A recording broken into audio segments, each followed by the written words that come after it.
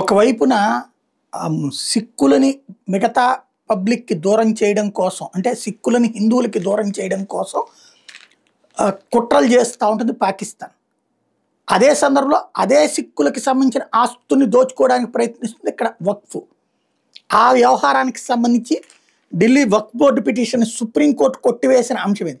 దేశ రాజధాని ఢిల్లీలోని షాదారా ప్రాంతంలోని గురుద్వారా స్థలం తమదేనని, దాన్ని తమకు అప్పగించాలని కోరుతూ ఢిల్లీ వక్ఫ్ బోర్డు దాఖలు చేసిన పిటిషన్ సుప్రీంకోర్టు కొట్టేసింది. అక్కడ చాలా ఏళ్లుగా గురుద్వారా ఉంది కాబట్టి దాన్ని అలాగే ఉండనివ్వండి అని తేల్చి చెప్పింది. ఒకవేళ ఆ స్థలం మీదేనని మీరు భావిస్తే అభిప్రాయం మానుకోండి అని సూచించింది.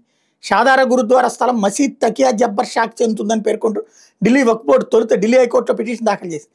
ఈ పిటిషన్ని తిరస్కరిస్తూ ఢిల్లీ హైకోర్టు 2010 సెప్టెంబర్లోనే ఆర్డర్స్ ఇచ్చింది. ఈ ఉత్తర్వులను సవాల్ చేస్తూ ఢిల్లీ వక్ఫ్ బోర్డు సుప్రీంకోర్టును ఆశ్రయించింది.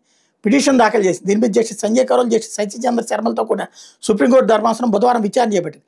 ఆ స్థలంలో గురుద్వారా చాలా ఏళ్లుగా ఉందని మీరే చెప్తున్నారు కాబట్టి దాన్ని అలాగే కొనసాగనివ్వాలని పిటిషనర్కి స్పష్టం చేసింది. పిటిషన్ కొట్టేస్తున్నట్టు తెలియజేసింది. ఆ స్థలంలో 1947 నుంచి గురుద్వారా ఉన్నట్టు ఢిల్లీ హైకోర్టులో విచారణ సందర్భంగా సాక్షి చెప్పిన విషయాలు సుప్రీంకోర్టు ధర్మాసనం పరిగణలోకి. అంటే 47 నుంచి గురుద్వారా ఉంటే అది వక్ఫ్ ఆస్తి అట. అది వీళ్ళు చేస్తున్న మోసం.